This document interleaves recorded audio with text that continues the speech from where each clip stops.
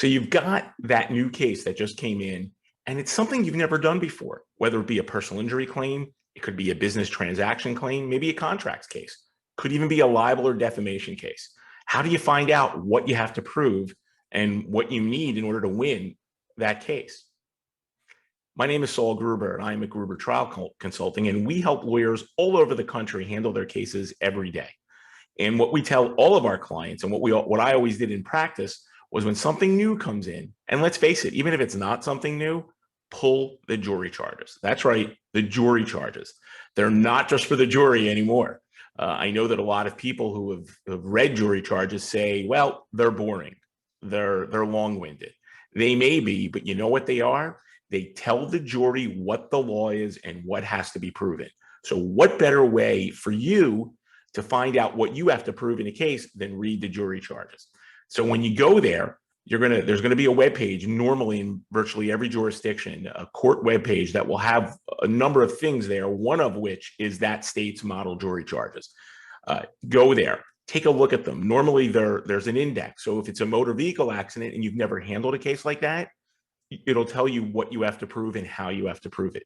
Same thing with a products liability case, same thing with a premises liability case. In fact, when you're dealing with a premises case, a lot of times those cases hinge on what the injured person is. Are they a licensee?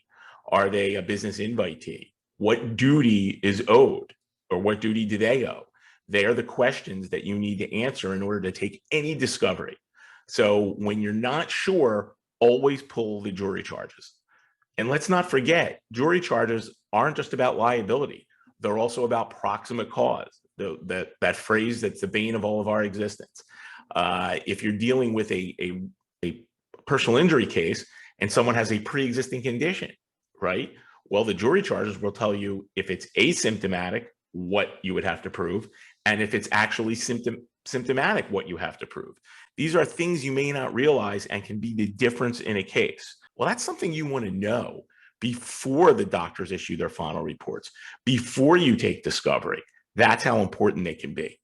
So the tip is look at the jury charges for both liability as well as damages, and that will guide you in your case. So you're going to look at them when the client comes in. You're going to look at them before you file a complaint. You're going to look at them again, maybe at the end of depositions, and absolutely before trial, you're going to look at them so that they can be put in your pretrial brief and memorandum so the judge knows what you want to charge. When in doubt, look at the jury charges. And again, if there's any questions, you have any problems, please give us a call at Gruber Trial Consulting. We're here to help.